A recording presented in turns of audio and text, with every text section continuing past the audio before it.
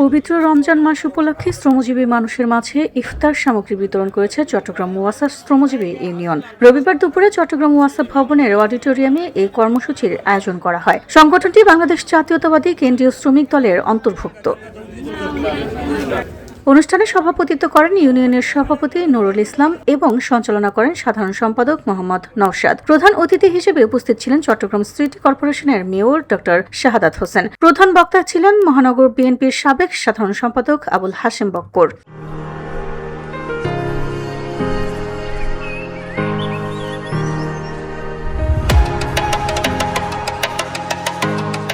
প্রধান অতিথির বক্তব্যে মেয়র ডক্টর শাহাদাত হোসেন বলেন, রমজান মাস সহমর্মিতা, সংযম ও ত্যাগের মাস। শ্রমজীবী মানুষের পাশে দাঁড়ানো আমাদের নৈতিক দায়িত্ব। এ ধরনের মানবিক উদ্যোগ সমাজে ভ্রাতৃত্ববোধ ও সহমর্মিতা জাগ্রত করে। তিনি আরও বলেন, শ্রমিকদের কল্যাণ ও ন্যায্য অধিকার নিশ্চিত করতে সবাইকে ঐক্যবদ্ধভাবে কাজ করতে হবে। প্রধান বক্তা আবুল হাশেম বক্কর বলেন, শ্রমিকরাই দেশের উন্নয়নের চালিকা শক্তি।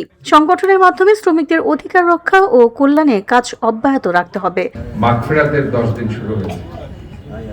রহমত মহান রব্বুল আলামিনের কাছে রহমত পাওয়ার জন্য আপনারা এই 10 দিন সিয়াম সাধনা করেছেন, রোজা রেখেছেন, সেহরি খেয়েছেন, নামাজ পড়েছেন, তাহাজ্জুদ পড়েছেন, ইশরাকের নামাজ পড়েছেন। এখন মাগফিরাত মানে আল্লাহর কাছে ক্ষমা চাইবেন।